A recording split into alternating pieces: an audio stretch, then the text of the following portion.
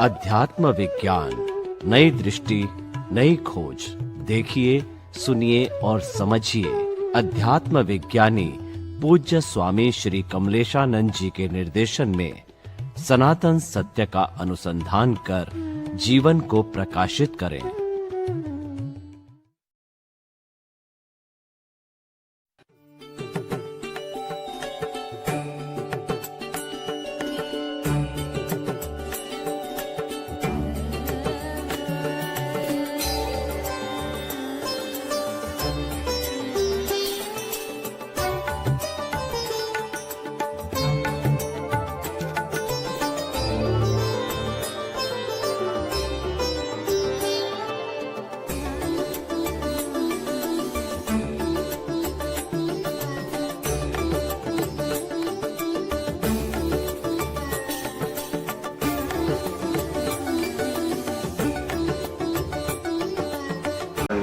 अथवा અત્યારે જે જ્ઞાન છે, કોઈ પણ પ્રકારનું જ્ઞાન છે, એ બૌદ્ધિક જ્ઞાન છે.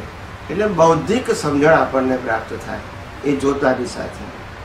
અને આત્માનું જ્ઞાન છે એ એવું જ્ઞાન છે કે જે કોઈ પણ અવસ્થાને બિગિનિંગથી એન્ડ સુધી જોઈ શકે એટ એ ટાઈમ. એ આત્માનું જ્ઞાન છે. પણ ટૂંકમાં જ્ઞાન એટલે પ્રકાશ, જ્ઞાન એટલે શબ્દ નહીં, જ્ઞાન એટલે ક્રિયા નહીં.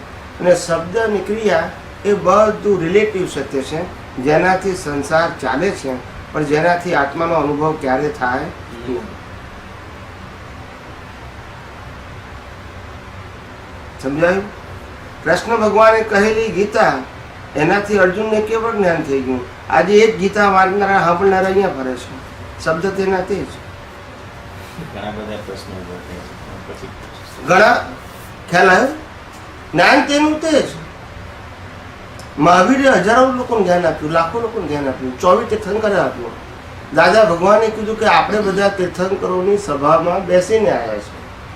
એટલે હવે આપણે એ સ્ટેટમેન્ટ ઉપર ડાઉટ કરવાની જરૂર નથી, પણ ડાઉટ એ કરવાની જરૂર છે કે તીર્થંકરો મળવા છતાં આપણે અહીંયા કેમ રહ્યા? That is the question mark. તીર્થંકર પાસે જ્ઞાન હતું કે નહીં એ ક્વેશ્ચન. તીર્થંકરે આપણને જ્ઞાન આપ્યું કે નથી એ પ્રશ્ન. પણ તીર્થંકરો મળવા છતાં આપણે કેમ અહીંયા છે એ આપણા માટે પ્રશ્ન છે. યસ કે નો?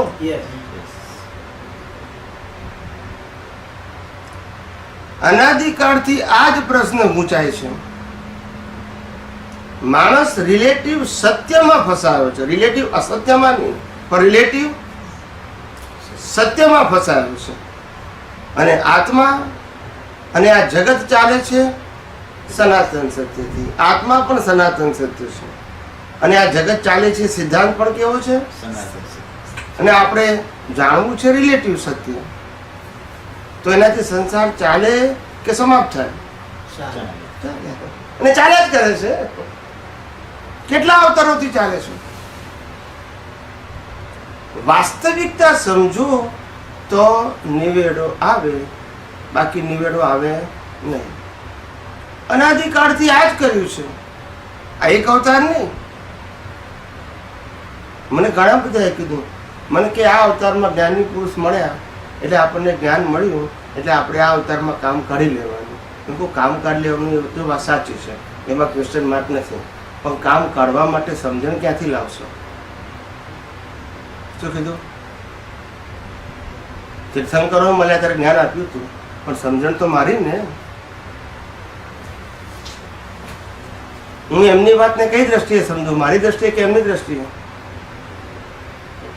પોતાની દ્રષ્ટિએ. અને પોતાની દ્રષ્ટિને પોતાની મતીએ ચાલવું. એટલે જ્ઞાની પુરુષે કીધું કે ભાઈ આ પોતે આત્મઘાત કરવા સમાન છે. શું કરવું જોઈએ? આત્મઘાત. એટલે કે પોતે પોતાના અસ્તિત્વનો નાશ કરવો, એને આત્મઘાત કહેવાય. દેહનો ઘાત નહીં, પણ આત્મઘાત. એટલે અનાદિકાળથી આ જ પ્રક્રિયા આ દેહે અથવા અનેક દેહે જન્મ મરણથી કર્યા જ કરી છે. નિવેડો આવ્યો નથી. ઘણા બધા અમને કહે કે સ્વામીજી એવા અમે લોકો આટલા વર્ષોથી ધર્મ કરીએ છીએ, હવે અમે ધર્મ બદલી નાખ્યો. તો તો મેં કોઈ ધર્મ બદલ્યો એટલે શું કહેવાય? તો કે છે એક ધર્મમાંથી હવે બીજા ધર્મને બિલીવ કરીએ છીએ. મેં કીધું ધર્મ બદલવાથી મોક્ષ નહીં થાય, દ્રષ્ટિ બદલવાથી મોક્ષ થશે. શું કીધું? તો મને કહે છે અમે ધર્મ બદલ્યો છે કે દ્રષ્ટિ બદલી છે એની ખાતરી શું? અમે ધર્મ બદલ્યો છે કે દ્રષ્ટિ બદલી છે એની ખાતરી શું? તો કે છે દ્રષ્ટિ બદલાઈ હોય તો ધર્મ ના રહે બદલાય, કારણ કે ધર્મ એ પ્રાકૃતિક વસ્તુ છે અને દ્રષ્ટિ એ અંદરની વસ્તુ છે. પણ જો ધર્મ બદલો તો બધી વસ્તુ બદલાઈ જાય. અહીંયા ભગવાન હોય તો બીજા ભગવાન આવી જાય, અહીંયા ગુરુ હોય તો બીજા ગુરુ આવે, અહીંયા મંત્ર હોય તો બીજો મંત્ર આવે, અહીંયા મંદિર હોય તો અહીંયા બીજો મંદિર આવે, અહીંયા ફોલોઅર્સ હોય તો અહીંયા ફોલોઅર્સ આવે, અહીંયા ડિસાઇપલ્સ અહીંયા ડિસાઇપલ્સ આવે. એટલે તમે શું બદલ્યો? બોલતા નથી. શું બદલ્યું કહેવાય? ધર્મ બદલ્યો, દ્રષ્ટિ બદલી. દ્રષ્ટિ તો એમની જ રહી, ખાલી ધર્મ બદલ્યો એટલે ટાઇટલ બધા બદલાઈ ગયા. ના સમજાયું? ટાઇટલ બદલવું એ જ્ઞાન કહેવાય. હું રામમાંથી કૃષ્ણને માનું તો જ્ઞાન કહેવાય, કૃષ્ણમાંથી મહાવીરને માનું તો જ્ઞાન કહેવાય. તમે ધર્મ બદલ્યો કે દ્રષ્ટિ બદલી? ધર્મ બદલ્યો. દ્રષ્ટિ બદલવી એટલે કે દેહના ધર્મથી મુક્ત થઈ અને પોતાના સ્વધર્મમાં રહેવું એને દ્રષ્ટિ બદલી કહેવાય. પછી આ ભગનબીને માને છગનબીને માને તે મારો પ્રશ્ન ક્યાં છે? ના સમજાયું? આ કોને માને છે? That is my subject. આ કોને માને છે? મારો વિષય છે. કારણ કે પ્રકૃતિનો ધર્મ અને મારો ધર્મ કેવો છે? મન વચન કાયાની અવસ્થા માત્ર. હવે એ કુદરતી રચના છે, એમાં પુરુષાર્થ માનવાનો. What the science says. Science શું કે છે? જે મન વચન કાયાની અવસ્થા માત્ર કુદરતી અવસ્થા માત્ર એટલે ઓલ, એને કુદરતી રચના કીધું. હવે એને જ આપણે પુરુષાર્થ માનીએ. એને સાયન્સ કહેવાય કે રિલિજિયસ કહેવાય? રિલિજન કહેવાય. ધર્મમાં પણ આ જ કરે છે ને આપણે પણ શું માનીએ? એની પહેલાના જ ગોથા નતા હતા ને, મારી ભગવાન મળ્યા પહેલા આ જ હતું. આ અનાદિકાળથી આ તો ખાલી દાખલો આપું છું ખાલી. ત્યારે જ્ઞાની પુરુષ દાદા ભગવાનને પણ છેલ્લે કહેવું પડ્યું. 1987 અનેક કેસેટોમાં આવી ગયું છે, અનેક વખત આવી ગયું છે. અમે બધાએ તો અનેક વખત પ્રત્યક્ષ સાંભળ્યું છે. બીજા જેને સાંભળ્યું હોય તે લાસ્ટ યર ઓફ દાદા ભગવાન 1987 અનેક વખત બોલી ચૂક્યા કે અમારી વાળની ટોચ જેટલું પણ સાયન્સ બહાર પડ્યું નથી. આવું એ પોતે બોલ્યા. જો બીજા બોલ્યા હોય ને તેને લાગે કે તમે જ્ઞાનીની ટીકા કરો છો, પણ જ્ઞાની પોતે બોલ્યા કે વાળની ટોચ જેટલું પણ સાયન્સ બહાર પડ્યું નથી. યસ કે નો? હવે આપણે શું કહીએ છીએ કે એમને કીધું બહાર પડ્યું નથી, પણ હું માનું છું કે મને બધું મળી ગયું. ના સમજ્યા? બેમાંથી એક તો ખોટા છે. ક્યાં એ ખોટા છે? ક્યાં? બેમાંથી એક તો ખોટા છે. જો હું બધું મળી ગયું માનું છું તો ક્યાં તો હું સાચું છું, તો એ ખોટા છે. બેમાંથી એક ખોટા છે. You go through the principal, no round round. સમજાય છે? એમનું આપેલું બધું મળ્યું એમ કહેવા માંગે છે. શું કીધું? એમને જે કહ્યું જે આપ્યું એ મળી ગયું એમ. ના, એવું કહેવા અમને સંપૂર્ણ મળી ગયું છે.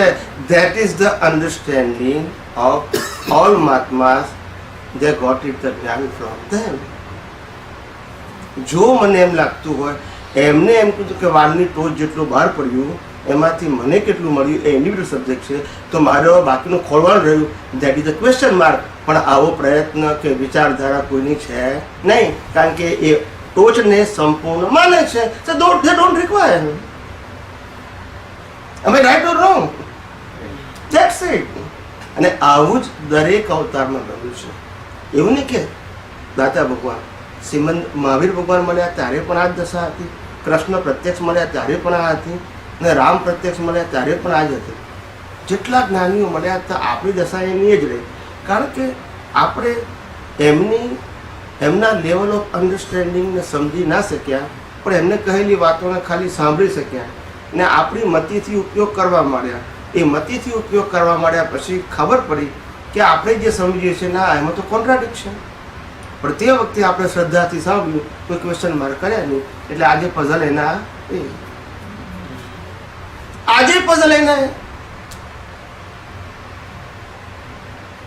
કારણ કે જો આપણે જ્ઞાની પુરુષ દાદા ભગવાનનું વિજ્ઞાન શબ્દને જો સમજ્યા હોય, વિજ્ઞાન is on a base of principal, અને ઇટ ઇઝ એવરલાસ્ટિંગ પ્રિન્સિપલ હોય, અનચેન્જેબલ પ્રિન્સિપલ હોય, જે સમયે વ્યક્તિએ બદલાય નહીં, એને સાયન્સ કહેવાય. જેમ H2O થી પાણી કે થાય તો કોઈ વ્યક્તિ એમ ના કે હિન્દુ, મુસલમાન, ક્રિશ્ચન કે ના થાય. It's a science, it's a law. It is not created by the person. It's a universal truth law. એટલે પણ આ વસ્તુ ના સમજાવવાથી, આપણે વિજ્ઞાન ના સમજાવ્યું, એમને પણ કીધું કે મેં બહુ પ્રયત્ન કર્યા કે સાયન્ટિસ્ટ ભેગા કરો, ના થઈ શક્યા, ઉદય કર્મ છે, અને માટે સાયન્સ બહાર પડ્યું નહીં. એમને પોતે જ કહેવું પડ્યું.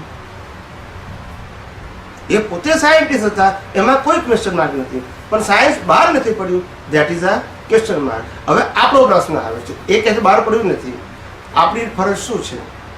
એ જે સાયન્સમાં બેસી રહેવું કે નવું સાયન્સ ખોલવું? આપણે ધેટ્સ ઇટ. એ નવું સાયન્સ એટલે સાયન્ટિસ્ટને ખોલવું. જે મળ્યું છે it is okay, there is no question at all. પણ જે નથી મળ્યું એ આપણે ખોલવું જોઈએ. જો આપણે ખરેખર સાયન્સ સમજવું હોય તો. નહીતર પાછું બાકીનો માર્ગ કયો રહેશે? પાછું ધાર્મિક, જે પેલા તમને આગળ ફોર્મેટ કીધું એમ જ રહેશે, એનાથી બિયોન્ડ જશે.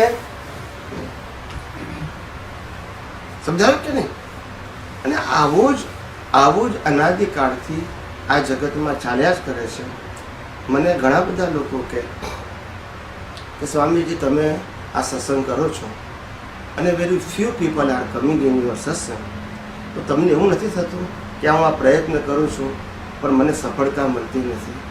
ત્યારે મેં કીધું તમારી વિચારધારા તમારા માટે યુ આર રાઈટ, અને મારી વિચારધારા મારા માટે રાઈટ છે.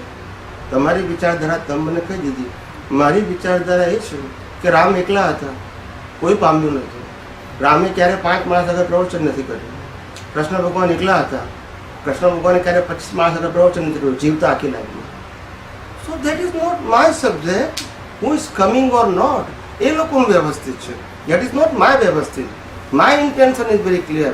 whatever I have it, I say to the people of the world, whatever they are coming. that is not my question, who is coming or not. એટલે આ મારો કોન્ફિડન્સ છે. રામે લાખો લોકોને નહોતું આપ્યું, હજારો લોકોને નહોતું આપ્યું, 25 લોકોને પ્રવચન નથી કર્યું, કૃષ્ણએ નથી કર્યું. What is a big deal? Nothing. તમને તમારા જ્ઞાન ઉપર આત્મવિશ્વાસ છે, ધેટ ઇઝ બિગ થિંગ. આજે કૃષ્ણ ભગવાનને આત્મવિશ્વાસ હતો, આજે લાખો લોકો ફોલો કરે છે, ગયા પછી પણ જીવતા નહીં. શ્રીમદ રાજચંદ્ર કેટલા પામેલા જીવતા હતા ત્યારે, અને આજે ધેટ્સ ઇટ. એટલે કેટલા લોકો જીવતા પામે છે, તેના અંદર યુ આર પાવરફુલ. જ્ઞાન પાવરફુલ હશે તો, કારણ કરોડો લોકો એની આગળ પાગલ થઈ જશે. So doesn't matter કે એ તો પણ આખું કુદરતી રચનામાં છે. એટલે તો કીધું, પણ પછી જે એટલે કીધું કે એમાં ક્વેશ્ચન માર્ક આપણને થવું જોઈએ નહીં. કારણ કે સમાજના લોકો એનાથી માપ કાઢે છે. શું કરે છે? મેજરમેન્ટ. સ્વામીજી બહુ ડેન્જર છે. આદિ અનાદિકાળથી આ જે યશનામ કર્મ અને પછી કોઈ પ્રેઝન્ટ વ્યક્તિને ગયા પછીની જે એને સરેન્ડર થવું, એ જ મોટું આશ્ચર્ય છે. પણ એ તો પરંપરામાં એમ જ ચાલે સાહેબ, પરંપરામાં હંમેશા એમ જ ચાલે. હવે એ આખી એરાઉન્ડ જે લક્ષ્મણ જે એરાઉન્ડ જે લાઈન ઓફ ડિમાર્કેશન જે બ્રેક કરવી ને, એ જેવું તેવું કામ નથી. હવે તું આવ્યો છો પ્રશ્ન પૂછવા, હું ખાસ મને કહેવાનો જ હતો. મહાવીર સ્ટાર્ટિંગ થોડું લાવ લઈ જાય. આપણે હમણાં સ્ટાર્ટિંગમાં વાત થઈ કે આપણે બધા સભામાં બેસીને આવેલા છીએ, હા તીર્થન કરવું. સાયન્સ એવું કહે છે કે કોઈ એક દ્રવ્ય બીજા દ્રવ્યને અફેક્ટ ના કરી શકે, પણ એનું વ્યવસ્થિત એ ખાલી એને જે શરીર જે હોય મહાવીર સ્વામી એ નિમિત્ત તરીકે એને વ્યવસ્થિત સામેવાળાનું ભેગું થાય તો એનો લાઈવ ઈગો ઉપર કદાચ અફેક્ટ થાય. તો એમાં આપણે આમ કરીએ છે શું કરવા તો એટલે કે ના બરાબર, ઇટ્સ અ ગુડ ક્વેશ્ચન, પણ આપણને ક્વેશ્ચનનું પ્રિન્સિપલ ખબર નથી ને. You ask the question, it is good question, but you don't know the fact. આપણે કહીએ છીએ, આપણે સ્ટેટમેન્ટ બોલ્યા કે એક દ્રવ્ય બીજા દ્રવ્યને ઇફેક્ટ ના કરી શકે. It is okay, statement is correct. અહીંયા બે દ્રવ્યની વાત છે. કયા દ્રવ્યની? એક દ્રવ્ય બીજા દ્રવ્યને અસર ના કરી શકે, બરાબર છે, પણ એક દ્રવ્ય સેમ દ્રવ્યને અસર કરી શકે. આ જળ તત્વ છે, આ જળ તત્વ છે, આ જળ તત્વ, આ એક જ દ્રવ્ય છે. અને આ જળ અને ચેતન બે દ્રવ્ય કહેવાય. એવા કુલ આ યુનિવર્સમાં કેટલા છે? 6 ઇટર્નલ એલિમેન્ટ. ખ્યાલ કે એમાંથી એક દ્રવ્ય બીજા દ્રવ્યને અસર નથી કરતું, ઇટ ઇઝ ઓકે. પણ એક દ્રવ્ય સેમ દ્રવ્યને અસર કરે છે, જેનાથી દુનિયા ચાલે છે. જેમ અજ્ઞાન શેર થાય છે, એમ જ્ઞાન શેર થાય, એમ વિજ્ઞાન શેર થાય. નાઉ યુ અન્ડરસ્ટેન્ડ ધ પ્રિન્સિપલ. એક વ્યક્તિ બીજા વ્યક્તિને અજ્ઞાન આપી શકે, જ્ઞાન આપી શકે, વિજ્ઞાન આપી શકે વ્યક્તિને, પણ એક વ્યક્તિ આત્માને ના આપી શકે, એમ આત્મા વ્યક્તિને ના આપી શકે. Now you understand? Now you understand? આ પ્રશ્ન મને ઓછામાં ઓછો 100મી વખત પૂછાયો. ક્યાંથી આવે છે મને ખબર નથી, કારણ કે જે લોકો મને પૂછે છે એને સમાધાન નથી થયું તો એ નક્કી પૂછો આવે છે. એટલે બે દ્રવ્ય છે જ નહીં, એક જ દ્રવ્ય છે. આ એક દ્રવ્ય છે, આ એક દ્રવ્ય, આ એક જ દ્રવ્ય છે. દ્રવ્ય એટલે જળ તત્વ, જળ દ્રવ્ય છે. આ 5 ઇન્દ્રિયોથી દેખાતી આખી દુનિયામાં એક જ તત્વ છે, જળ. સમજાય છે? અંદર છે ચેતન, એટલે બીજું દ્રવ્ય થયું. ગતિ સહાયક એ ત્રીજું દ્રવ્ય થયું. સ્થિતિ સહાયક ચોથું થયું. ટાઈમ 5મું તત્વ થયું. સ્પેસ 6ઠું તત્વ થયું. તો એક દ્રવ્ય બીજા દ્રવ્યને ના કરી શકે. ઇટ ઇઝ ઓકે, અને જરૂર પણ નથી. જળ ચેતન ના કરી શકે, ચેતન જળ ના કરી શકે, તો હકીકત છે ને, અને કરવાની જરૂર પણ નથી. अध्यात्म विज्ञान, नई दृष्टि, नई खोज. देखिए, सुनिए और समझिए. अध्यात्म विज्ञानी पूज्य स्वामी श्री कमलेशानंद जी के निर्देशन में सनातन सत्य का अनुसंधान कर जीवन को प्रकाशित करें.